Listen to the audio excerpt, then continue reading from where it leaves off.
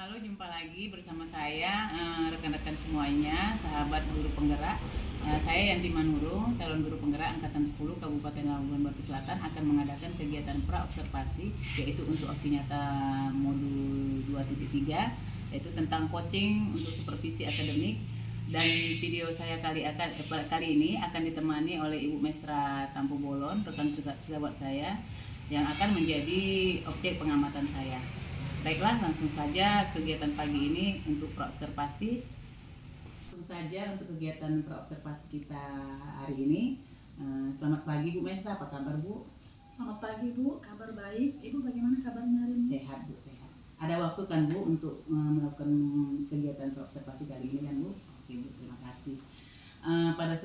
Pada kesempatan kali ini kita akan melaksanakan kegiatan observasi di mana tujuannya mengadakan observasi ini agar nantinya ibu pada saat melakukan pembelajaran di kelas lebih percaya diri dengan berbagai hal yang akan dilakukan dalam kelas itu. Kemudian Bu, jadi untuk kegiatan observasi kali ini ada beberapa pertanyaan yang akan saya tanyakan kepada ibu. Bisa kan Bu? Bisa. Oke. Yang pertama, pertanyaan yang akan saya tanyakan kepada ibu itu terkait mengenai pembelajaran nanti. Tujuan pembelajaran apa yang akan ibu terapkan nantinya? Tujuan pembelajaran yang ingin saya capai dalam proses pembelajaran yaitu peserta didik dapat memaparkan keberagaman alam Indonesia. Oke, peserta didik dapat memaparkan keberagaman alam Indonesia gitu ya Bu ya. Oke Bu, berikutnya untuk area pengembangan, inginnya nanti yang ibu mau kembangkan dari murid-murid tersebut apa gitu Bu? Untuk area pengembangan di sini saya akan menekankan pada keterampilan peserta didik, karena nanti peserta didik akan melaksanakan aktivitas tentang bagaimana proses geografis mempengaruhi keberagaman alam Indonesia. Tentang geografis keberagaman alam Indonesia, berarti kegiatan mereka ya Bu ya. Oke, berarti itu ya Bu area pengembangannya. Kemudian untuk dalam pelaksanaan pembelajaran, model pembelajaran yang akan digunakan nanti apa kira-kira Bu? Model pembelajaran yang akan saya gunakan nanti dalam proses pembelajaran yaitu model pembelajaran cooperative learning Bu, yaitu belajar kelompok. Model pembelajaran cooperative learning dengan belajar kelompok, di mana saya rasa dengan pembelajaran cooperative learning ini diharapkan anak-anak itu lebih fokus gitu ya Bu ya, bisa menguasai pembelajaran tersebut ya Bu, berdiskusi. Oke, baik Bu. Untuk berikutnya, untuk strategi pembelajaran, Ibu menggunakan strategi apa? Untuk strategi pembelajaran, di sini saya akan lebih mengenal depankan dalam pembelajaran berdiferensiasi, mungkin lebih ke arah diferensiasi proses Bu. Diferensiasi proses ya Bu ya. Diferensiasi proses yang bagaimana itu ya Bu? Bisa dijelaskan Bu? Kalau untuk diferensiasi proses, saya akan memetakan peserta didik berdasarkan audiovisual. Saya akan memberikan mereka tugas yang berbeda-beda. Oke, berarti diferensiasi proses ya Bu ya, berarti sesuai dengan gaya belajar mereka ya Bu ya, karena setiap kelompok dikasih tugas yang berbeda-beda gitu ya Bu. Oke, kemudian Bu Mesra, untuk masalah penilaiannya bagaimana Bu? Untuk masalah penilaiannya, dalam penilaian saya nanti dalam praktek mengajar, saya akan menggunakan tes tertulis dari tugas peserta didik dan juga penilaian sikap peserta didik Bu. Oh, tes tertulis ya Bu ya, tes tertulis dan sikapnya ya. Oke, baik Bu. Lalu sasaran yang akan Ibu lakukan pembelajaran ini di kelas berapa Bu? Saya akan melaksanakan praktek mengajar nanti di kelas 7A Bu. 7A ya Bu ya, kelas 7A. Kemudian waktunya kapan dan hari apa itu Bu? Untuk pelaksanaannya nanti di hari Kamis di les ke-6 dan 7 Bu. Hari Kamis les ke-6 dan 7 ya Bu ya. Oke Bu.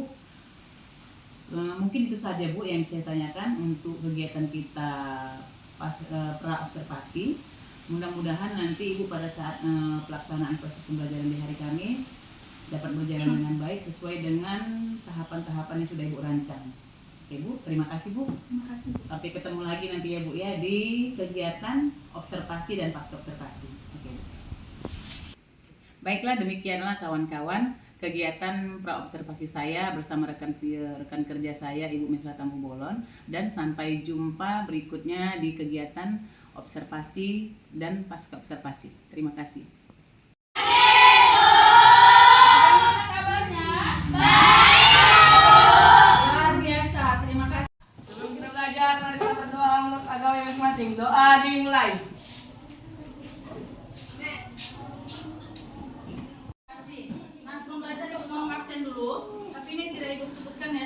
Ibu hanya ya berapa jumlah siswanya? 1. Keterangannya apa? Hari ini mengucapkan terima kasih. Kita sekarang mengikuti pelajaran bersama-sama. Nah, sebelum lanjut pelajaran kita, siapa yang masih ingat pelajaran minggu? Siapa yang masih ingat? Ayo, siapa yang masih ingat silsilah keluarga? Ayo baca pelajaran minggu. Satu orang kasih.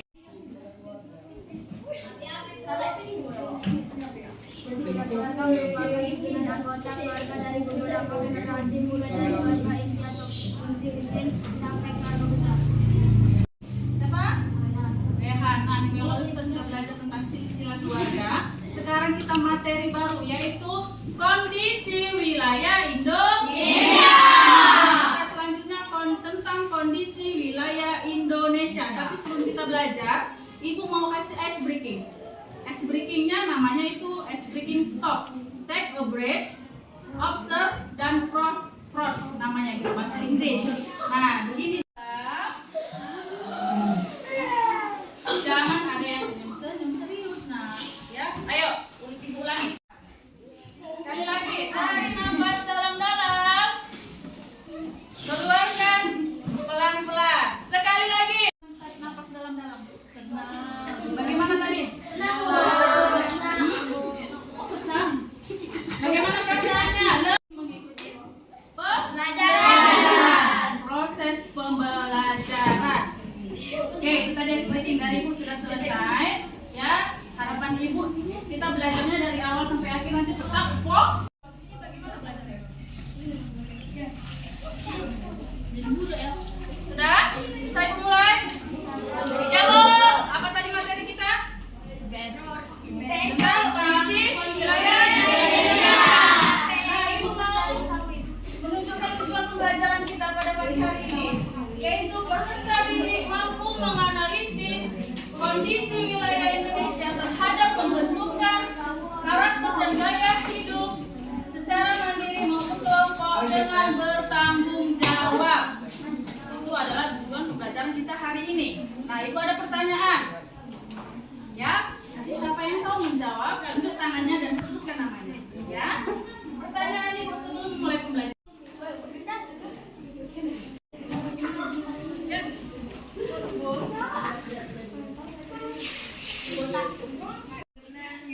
Apa yang kalian ketahui tentang letak dan wilayah Indonesia? Sehat. Oke, siapa namamu? Apa itu, Nak? Speaking.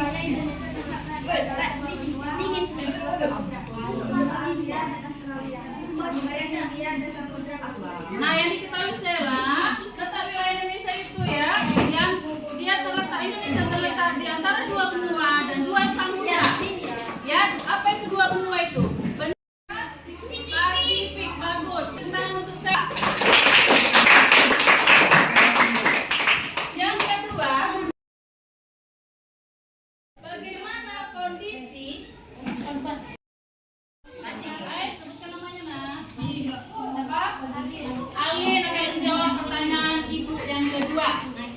Secara keseluruhan, iklim di Indonesia adalah iklim tropis. Artinya, iklim di Indonesia tergolong hangat, cenderung panas, lembab di sepanjang tahunnya.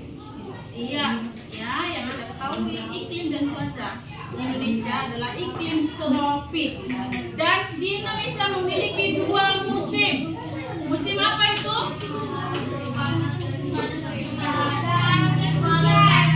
Siapa namanya tunjuk tangannya? Musim apa yang ada di Indonesia?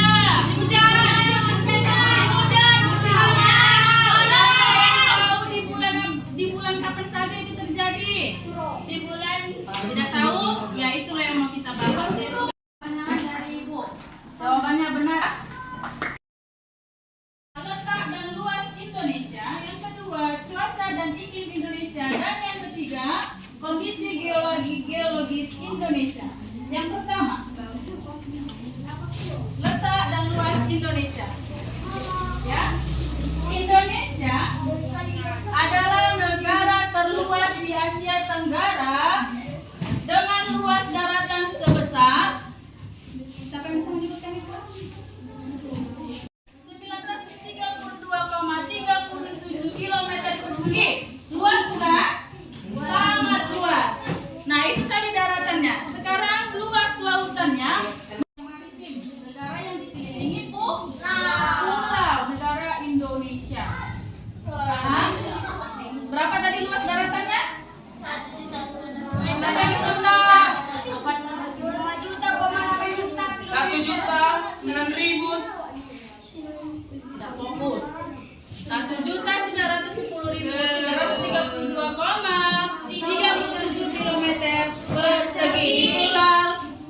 dan luas bumi. Letak geografis Indonesia adalah di antara dua benua dan dua samudra itu tadi yang dijawab oleh si Alin, ya. Yaitu dan benua Asia dan Australia, Samudra Hindia dan sekarang Ibu mau kasih soal. Nah, tadi sudah Ibu bagi kelompoknya masing-masing. Masing-masing kelompok mencatat soal yang Ibu berikan dan nanti dipresentasikan ke depan. Tiap kelompok maju ke depan satu orang untuk mempresentasikan. Paham? Oke. Tiap kelompok dicatat soalnya. Nomor 1. Secara geografis Indonesia terletak di antara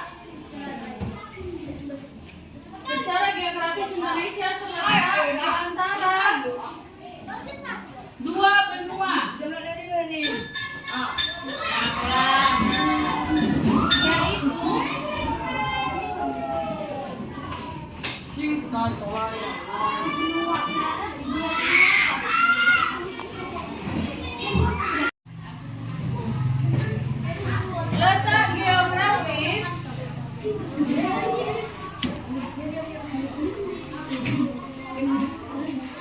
letak geografis Indonesia berada di dua samudra,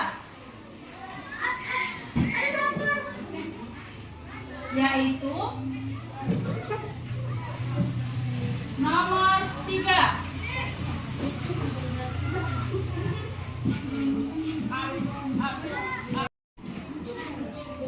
Nomor 3, berdasarkan letak geografis,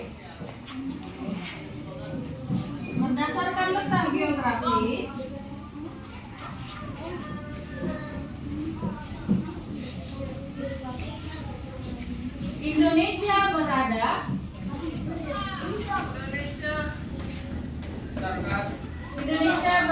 di antara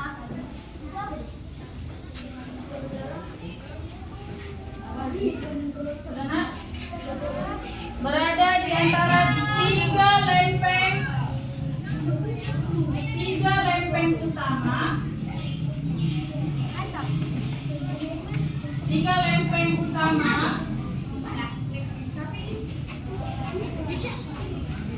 yang ada di dunia, yaitu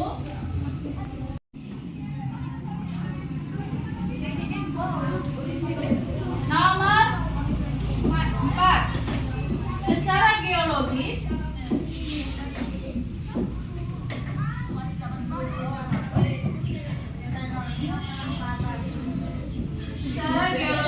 Indonesia dilalui dua sirkum.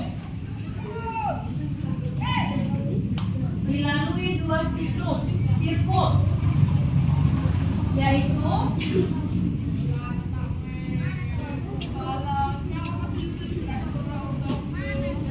nah, silakan dijawab.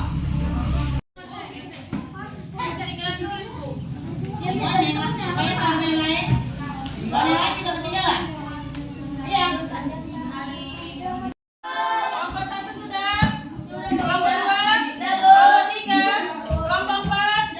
Oke, mari kita dengarkan jawaban dari kelompok 1. Perwakilan dari kelompok 1 maju ke depan untuk mempresentasikan.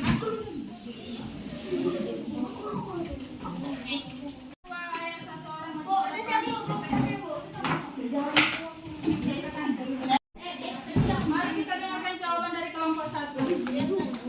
Secara geografis lintas antara dua benua itu benua Asia dan benua Australia. 2. Letak geografi Indonesia berada dua samudra, Samudra Hindia dan Pasifik. 3. Berdasarkan geografi Indonesia berada di antara tiga lempeng utama yang ada di dunia, lempeng Eurasia, lempeng Indo-Australia, dan lempeng Pasifik. 4. Secara geografi Indonesia dilalui dua sirkuit, media Selangnya dan sirkum Pasifik. Jawaban dari perwakilan satu orang maju ke depan. Kelompok 2.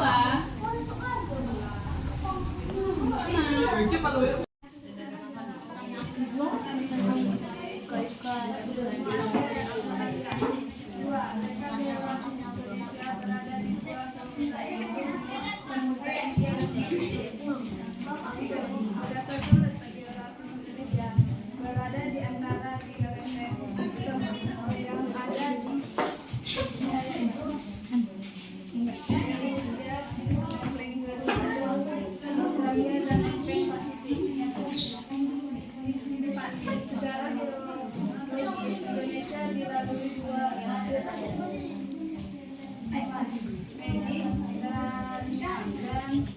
Shelby.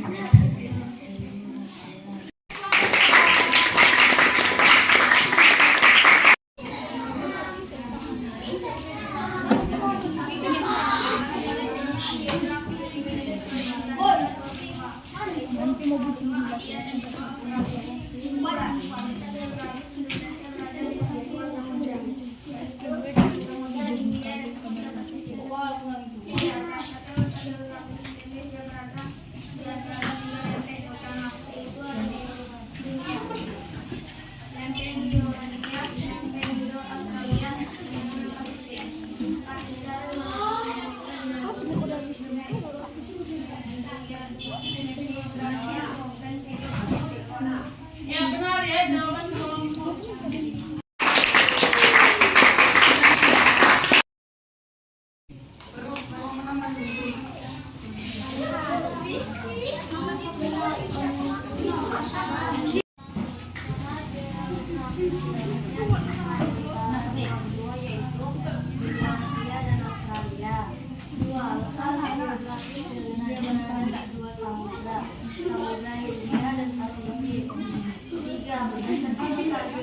Indonesia berada di antara tiga lempeng utama yang ada di dunia, yaitu lempeng Eurasia, lempeng Australia, dan lempeng Pasifik. 4. Secara geologi Indonesia dilalui dua suku, yaitu Mediterania dan Subsahara. Benar semua. Berikan tepuk tangan untuk materi kondisi wilayah Indonesia sudah selesai. Ya, untuk kita akhirin, ada satu orang mau ibu tunjuk merefleksikan pembelajaran kita hari ini. Ya, coba kasih refleksikan dulu.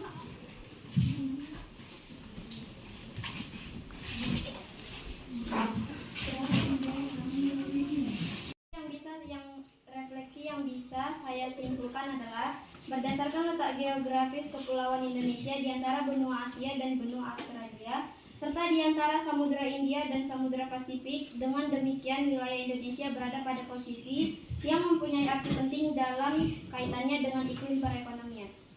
Oke, bagus. Berikan tepuk tangan untuk Sukati.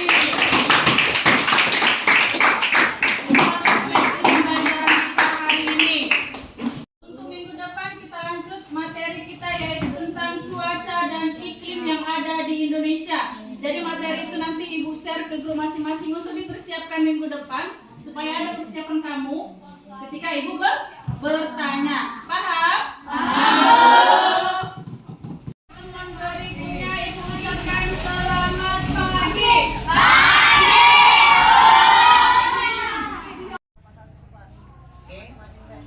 Apa kabar Bu hari ini Bu?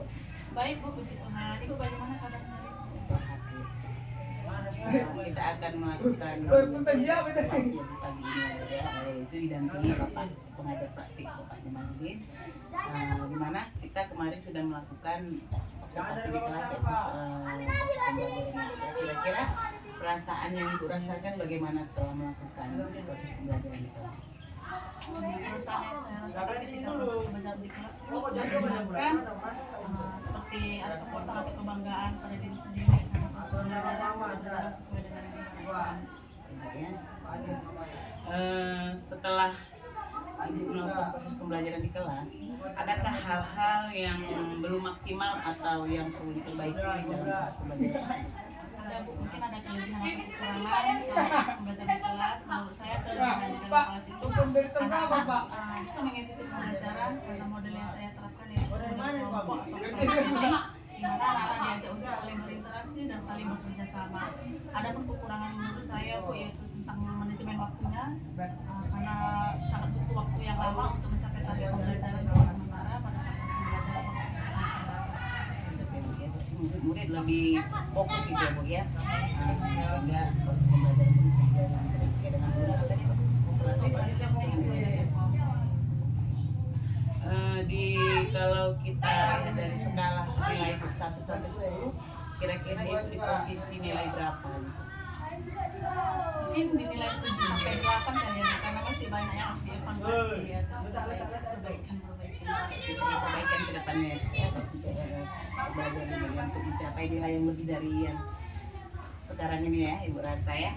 Baik Bu, kalau hal-hal yang perlu ditingkatkan dari proses pembelajaran di kelas, hal yang perlu ditingkatkan ya Bu ya, rencana saya ke depannya yaitu saya ingin membuat suatu pembelajaran berdiferensiasi dengan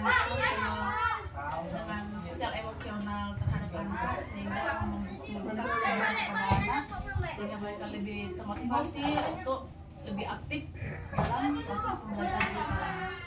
Jadi membuat pembelajaran berdiferensiasi dengan sosial emosional anak. Oh, berarti itu berikutnya itu Bu ya, akan berjalan. Kira-kira waktunya kapan pelaksanaannya Pak? Ya, semuanya saya akan membuat proses pembelajaran berdiferensiasi itu Bu, tapi masih banyak hal atau tahapan-tahapan yang akan saya pelajari khususnya untuk pembelajaran berdiferensiasi. Hal baru ya tapi Bu ya, dimana akan kita belajar murid ya Bu ya, karena kalau gaya belajar murid kan kita kan dia masing-masing ada yang pembelajaran sistem praktek atau dia sintetik gitu Bu ya, visual dengan cara menonton video, kemudian dengan apalagi auditori mendengarkan penjelasan ya Bu ya.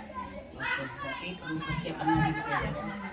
Semoga nanti ke depannya bisa dilaksanakan ya Bu ya. Kemudian Bu, terkait dengan pembelajaran di kelas, bagaimana apa yang akan Ibu lakukan untuk memenuhi kebutuhan murid yang beragam? Begitu komitmen gitu ya Bu ya. Saya dalam membuat pembelajaran berdiferensiasi tadi akan anak semakin memiliki karakter yang lebih baik lagi gitu saja. Gitu ya, nanti semoga nanti kedepannya pada saat nanti membuat apa sistem pembelajaran anak di kelas semoga bisa berhasil ya Bu ya, sesuai dengan yang diharapkan dan RTP bisa diperlukan. Jadi kayaknya semuanya sudah bagus. Baik, itu sistem pembelajaran yang dilakukan, semoga kedepannya lebih bagus lagi ya Bu ya. Terima kasih ya Bu.